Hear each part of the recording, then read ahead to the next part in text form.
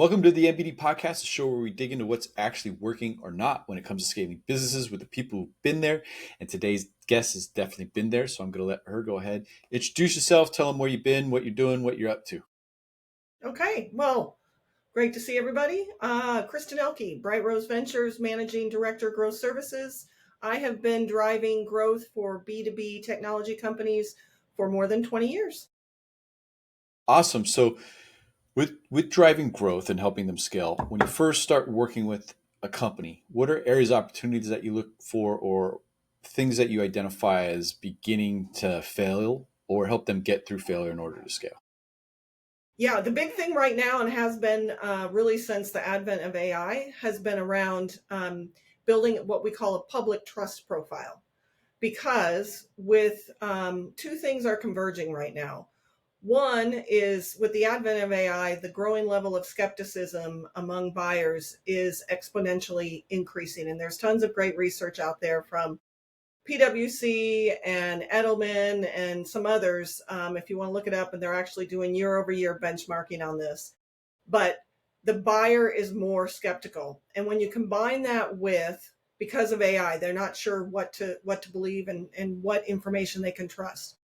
Then when you couple that with the fact that there's some other research out there that shows the buyer is spending more and more time doing self-education without ever wanting to talk to the selling company, right? You have to make sure that in your public profile, most of us know that as your website, but it can be your social channels as well. It can be what analysts say about you. That you actually are sending the signal that others trust you, and therefore your trust profile goes up because of that Hmm. growing level of skepticism. And you can't wait to share that with them in that conversation. And so that's the biggest thing that we talk about with our clients right now is, where they have success, are they amplifying that across every channel to have these third parties help them build their trust profile? Therefore, more people want to talk to them. And then when they get in the sales cycle, they actually will move to close. Interesting. So when you say build trust profile and highlight success, what's an example of that? Yeah. So the simplest example is you have a very happy customer, right? So you want to document that. You want to write the traditional case study. You want to, hopefully capture, the user's voice in a video. You want them, in my industry, there's uh, like Gartner and others have what we call crowdsourcing sites where they go on, the actual users or administrators of the software go in and they rate you, right? And then they put it in aggregate and you get a score, right? Those types of things are super important to help get that public trust profile where you want it to be. But I think the biggest shift, and we talk a lot about this with our clients too, is that because they usually come to us when it's just like, okay, we need marketing. And so when I talk to them about it, marketing, building this trust profile has to be pervasive across the organization. And so once we get in, we start working with an organization. We also start working very closely, much more now than ever before in my career, with customer success. And of course, we work with sales. But those two organizations, because they are out in the market, they have to see themselves as the evangelists too. And they have to make sure that they are helping build that trust profile in everything that they do. And some of the simple things I talk about, right? We get so much information off of social channels right now. When you're out at a customer site, right? Did you take that picture with the customer, right? The, Hmm. particularly if you're working with large, like Fortune 500 organizations, you have to get their approval to say that you work together is onerous at best, right? You've got to go through all of their legal team to agree, yes, and then sometimes they put limits on how you can do that. But in today's world, right, you could be at an industry event or you could go to a user group event, right? And you could start taking pictures and identify as having a connection, and you can talk to that, and that is okay. But it still builds that public connection that for towards your public trust profile. And then it also can connect back into your organization if you connect it back into your company's social media program. Got it. So you've got people out there who are, well, part of them, they're on the ground floor. They're going to events. They're at clients. You're taking pictures with these people. You're showing essentially that not only do we exist, but we're here. We're in the space, which creates a trust profile.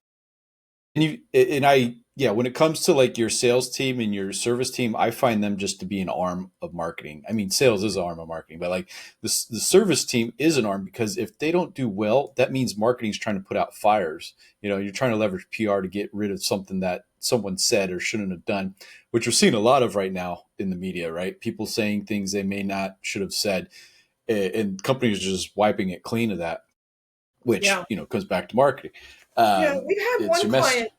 Yeah, totally. Mhm. That's an awesome point, and I Yeah. agree with you 200%. We had one client where we had to have a lot of discussion around the reason your public trust profile isn't where you want it to be. Is it because your business isn't performing for your customers the way that it should be? Mm. And is it the product? Is it the service? Right? And therefore, you can't. It's hard to get that customer endorsement, that partner endorsement, because they're not getting the value that you have conveyed that they would get with your product or service. And so, before investing a whole bunch into, building awareness and trying to drive demand, the other thing that we look at is actually, do you have a product and service that's performing the way that you have discussed its value in the market? Yeah, that's a good point. If customers are churning, usually they've got a good reason why they're not happy. And this should be documented through surveys and just discussion, right? Even the owner jumping on the phone and be like, "Hey, what's going on? Why are you guys leaving? How do I get you back? What is it that we did? We did well. What didn't we do well?" So building out this trust. Do you view getting a lot of reviews as a part of that as well too? Absolutely. And it depends on the business. So one of the uh, clients that we have, they actually serve some markets in their businesses. One of them's hospitals or organizations where there are public reviews, right? And so if you were in those organizations, right, you do really value what your experience is with your patients or your customers, your partners, and what those public reviews are. And it was interesting. One client a couple years ago, on an employee experience perspective, right? Because that's all part of building your trust profiles, what your employees say about you too. Um, their Glassdoor rating was perfect. And what would happen is the HR, we worked so hard on it to Mm. get it high, and they did. They were an incredible employer and were winning a ton of awards for being a top employer. Um, but it actually almost was counter in the recruiting process, because they would go on Glassdoor and they would be like, "You're a five? Like who's a five? Like that Are that you has to be real? made up." Yeah. So it's kind of like what AI is doing now. Like Hmm. it was like, I really believe that? And so what we tried to do is we tried to ask employees, because clearly it's entirely on their own, but we asked them to not just leave a rating, but if you could please, share a bit Yeah. more about your experience, and then I think it was a little bit more believable. Yeah, and so what are some of your processes to help a company who has a mid level rating or a low rating to kind of get it up to that point to where they really have that high trust factor within them? So for customers, the first thing that we do is we assess, because we work primarily with mid market organizations, small and mid market organizations. We look at their customer roster, right? And we start to look at, do they do any type of assessment currently? NPS is a totally a common one, right? Have they done anything to evaluate that? And then from that, because not only do you want to have a positive impression in the market and have that strong public trust profile, but you actually too want it with those customers that you want more like, right? So, sometimes in businesses, we start to work and we service customers who are a unique use case, but it isn't one that necessarily you want to have 100 of. And so it's good Hmm. that they will endorse your business. That's awesome. But when you do this assessment first, it's also, are these the markets and the use cases that you want a lot more of, because everyone is so oversaturated. You know, we hear the word noise in the market, that we need to break it down in telling these stories, these trust stories. What exactly is the value, and do it in the most simplistic way. And so if you got a lot of trust stories out there with a specific use case, but the use case isn't one where you really want to grow your business, that might cause more problems, because people are only going to see you as that, or could only see you as that. And so the first step is we really look at, where do we have success that we can amplify? Where do we have happy Mhm. customers that we can amplify? And then marrying that with where we want to put our energy is behind those that where we want to grow the business. Got it. And then in identifying these trust factors, do you have, let's say, kind of your generic approach, not specifically niche? Like, first thing we do, we make sure to get customer reviews. Second, we try and get customer videos. While we're doing that, we try and do case studies. And then we also make sure, like, one of the things with trust, and I wonder if you have an idea for this, but what would you say that they have a social profile, say it's a Facebook page or a LinkedIn page. Facebook or Instagram, how many likes or follows do you think are necessary in order for a business, for people to say that business is, they're established and I can trust them? Because I work with a lot of companies who are like, well, we want to do all this social, but we only have like 50 people following our page. And I'm like, well, that doesn't sound like a good place to put your effort right now. So do you have kind of a idea of what that social proof on something like that would look at, outside of the other question? They're like 4A. Awesome question. I haven't gotten that one, but when I'm in those discussions, the discussion really focuses around, when you look at followers, right? I've it can sometimes be a little bit misleading, because in two instances for two different organizations who are clients, it skews because of how much hiring they're doing. They're doing rapid fire hiring, and Mm-hmm. you get a lot of people who want to work there, not necessarily buy from. And so Mm-hmm. you have to do a little bit of analytics on who those followers are, and then do a relational type of exercise on, okay, this is our current size of our market, this is how much we want to grow, just like you do with, you know, email, right? Like, how many should we have, should we be regularly getting in front of, to effectively grow this business? But I would first say, for anyone that looks at followers, which I think that is important, because I do love the channel of LinkedIn, particularly for a lot of the work that I do. I think it's, you know, where many of our audiences are. I wouldn't say all of our clients' audiences are on LinkedIn, but many of them are, and you can be super targeted. I also think, when you think about direct routes to market versus indirect or partner routes to market, we see a lot of success with partner routes to market, because it's, I think, this is Kristin's perspective on it, that and I usually try and reference industry, so that's why I'm saying that, or industry Mm-hmm. research. So that's why I'm just saying this is my observation or my opinion on it.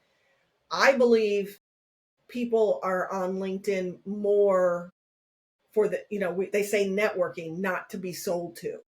Yeah. And so if you're trying to broker a partnership, I think people are more open to that outreach. And so even with direct selling efforts, we often try to position it as, can we just have a good conversation? I can understand what your requirements are, rather than that direct selling, which is common, but I think it's harder. I think direct selling on LinkedIn is harder.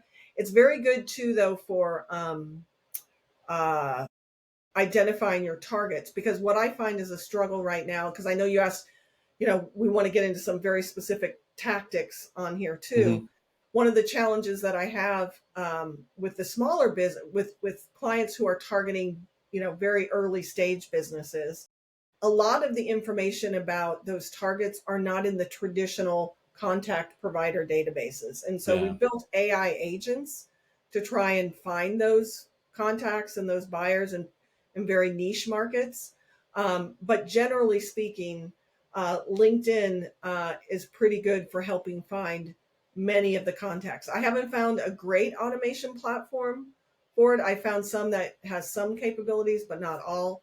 That's why I asked you even before this call, like, how do you get it done? Because I think there's still a lot of potential because that database is so large. And I think the most of the people are in there. Trying to get to them is still, I think, one of our bigger hurdles as marketers. Yeah, and I've been, building tools and working with particular companies. So we're doing AI outreach where we don't hard sell. We try and build the relationship. It handles the whole communication through booking the appointment. Another tool we just built takes the LinkedIn information. It then looks at the past 4 posts they did and creates a summary of the company and also a cold email sequence to send out to them as well too, based on what those search parameters are within that particular niche. So there's And the ways to do it. cold, There's ways. What's that? how does the cold email sequence get distributed? What's the tool? Instantly. So we pull it, then we use a CSV, upload to instantly, then takes it from there. But it's already mapped out until the first touch point's mapped out. The second touch point is more generic, just to follow up on the first, and then it runs from there. So like we've had pretty good success in doing that and creating connections and building out those initial touch points and networking, so that way people can or businesses can then grow. So we've had good success. And the thing is, right now it's working. At some point, it's going to become saturated where personalized emails, because I can super personalize an email right now, but there's going to be a point where that's going to wear off, right? It used to be personalization was like, oh, their name. Hey, hello, Jason. Hello, Kristin. Da-da-da-da. Oh, they know my name. Now it's like, all right, everybody knows my name. You know my full name. You know my address. You know my phone number. I exist. I got a business. Now it's like, hey, I saw you were writing about this, and I thought it was interesting. So now we're at that point to leverage this. So, I was but yeah. talking with Mm-hmm. someone about that whole personalization thing probably about a month ago now. And he told me this story. So he is an adjunct professor also besides his full-time gig at Boston College. And the AI agent picked up in the personalization of the LinkedIn outreach, Boston College versus his employer. And the outreach was intended to be for, did he want to sell his business? And so it was, are you open to selling Boston College? Like he was just like, I am going to frame that. Like I am going to use I that. sure am. That is terrible. If I can get a percentage of that sale, I'll do it. Yeah. Awesome. Now looking, so with the business you work with, you teach them how to build trust, how to build up so that way people have positive perception, because that's a big deal. That they're real in a sense of what you're saying. That at events, they're within the space, they're showing images, they've got case studies, they're getting reviews, they're continuing to build and grow. And now you've got your business, you're trying to contact people on LinkedIn. What are some of the things that you found work well and some of the things that you've been working with to try and make better? Yeah. I think it connects pretty well to what we were just talking about in Mm-hmm. that focus is super important. I think, AI does help you with that, but I think the bigger set of MarTech tools helps you do more. You can get more contacts, you can write more content. What tends to happen is because you can do more, you do more, and it's not necessarily where the energy should be spent on, you've got, going back to my very beginning of my comments of, you have success with this use case or this industry, this persona, right? Try to stay closer to those because you can show that you have past performance there and then try to branch out in adjacent markets. And I think that is where the biggest lesson learned is just, and I think it also goes to the, AI in general or tooling in general. I want to say a couple years ago, yeah, probably the end of 23, when I wrote my like predictions for the next year. These are the 10 Mm. things. One of the things that I remember I had, and I felt really proud later on for putting, because boy did it, of the 10, that was one of them that really proved to be occurring, was it that because all these tools are out there and AI, teams get distracted. And so productivity goes down because you're trying to find the right tool and Yeah. you're testing these things and you're spending time trying to train and to educate. And while I absolutely believe we need to have more training for in this SMB space. I think that's, the budgets for those tend to be under pressure often. Um, I think having very focused training, and trying to distill down all of the marketing tools and methodologies, I think for all of us, I think is a super big challenge, because I know I am trying to self educate every day too. How do we balance that time? We were talking before the call about how we balance our time with, talking to new clients for our businesses, and getting our work done. The other thing is this training, right? Like how do Hmm. we squeeze that in and fit that in? And I think that will continue to be one of the biggest challenges, as this evolution in our profession on the, you got people, process, technology. The technology component of that is putting incredible pressure on the people on the process side. Yeah. Yeah. With the end goal of just having technology do it all, Yeah. Yeah. which it's going fast. But so if someone's listening and trying to scale right now, what's one piece of advice you wish you had? Know where you have differentiated value, find that success, document that success in as many ways as possible, have them become the biggest champion for you, so that you can cut through that trust skepticism, and then build out from there. Got it. And if you had a magic wand and you could wave it and If fix a I had a business magic issue, wand, it would be that I could see where all of this, enablement of marketers, may it be the methodologies or the tools, where this is going, so I could get really, really smart about what's going to be the winner in the end. I don't think we know where what's to going to be focus, the huh? winning tools and methodologies. And so we're all trying to stay abreast of a lot of things. And Yeah. I would love to know like what's out there, so I don't have to waste time on all. Yeah.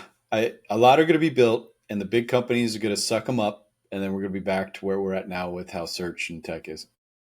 That's how I feel. I feel it'll go that way. There'll be some new players that might disrupt, but awesome. So, where can people connect with you or learn more about what you're doing? Brightrose.com. Always connect with me on LinkedIn. I really love meeting people there. But brightrose.com, you can find out more about what we do and our differentiated value, and you can learn about who trusts us and has talked about the work that we do. Awesome. Thank you for taking the time. Thank you.